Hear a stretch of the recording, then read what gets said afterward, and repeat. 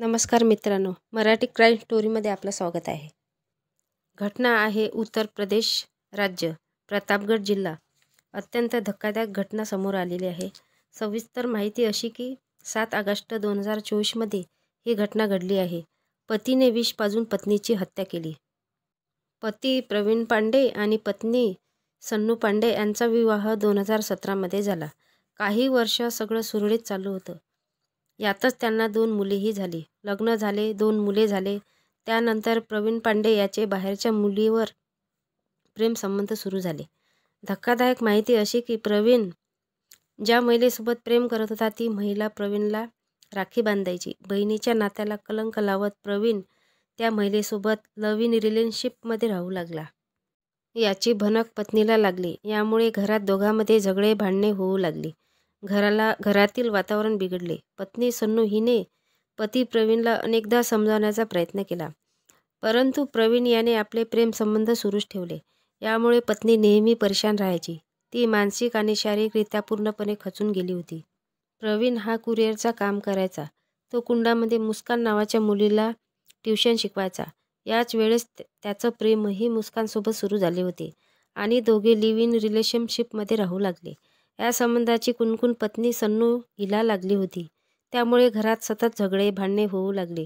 पत्नी आपल्या प्रेमाला विरोध करते, पत्नीचा काटाच काढला पाहिजे असे तो विचार करू लागला। त्याने पत्नीला मारण्याची प्लॅनिंग सुरू केली। बाथरूमजवळ करंटचा तार सोडून दिला, परंतु पत्नी सन्नू हिच्या लक्षात आले, त्यामुळे ती वाचली। याबद्दल पतीला तिने विचारले असता त्याने तिच्या गोष्टीकडे दुर्लक्ष केले। प्रवीणचा हा पहिला प्लॅन फसला होता। काही दिवसाने त्याने दुसरा प्लॅन केला। दिवस उजाडला 7 ऑगस्ट 2024। कीटकनाशकाचे फवारणीचे विषारी बॉटल विकत घेतले आणि सिरपमध्ये विषारी औषध टाकून पत्नीला प्यायला दिले। यामुळे पत्नीचा तडफडत जीव गेला। या घटनेमुळे सन्नूच्या भावाने पोलीस स्टेशनला तक्रार दिली। पोलिसांनी प्रवीणच्या घराची तलाशी केली तेव्हा त्यांना कीटकनाशक फवारणीची रिकामी बॉटल मिळाली। याच बॉटलमधलं कीटकनाशक औषध पत्नीला पाजून तिची हत्या केली असे पोलीस तपासात निष्पन्न झाले। SHO हती गवा नंदलालने कारवाई करत प्रवीणला बेड्या ठोकल्या। या घटनेमुळे असे लक्षात येते की पती पत्नीच्या रिश्त्यात विश्वास आणि प्रेम कमी होते तेव्हा असा रिश्ता बर्बाद होते। स्वतःच्या हाताने स्वतःचं वाटोळं होते। या प्रकारे प्रवीण आणि सन्नू यांचा रिश्ता बर्बाद झाला। त्यांची 2 मुले अनाथ झाली। वडील तुरुंगात गेले। आई मरण पावली।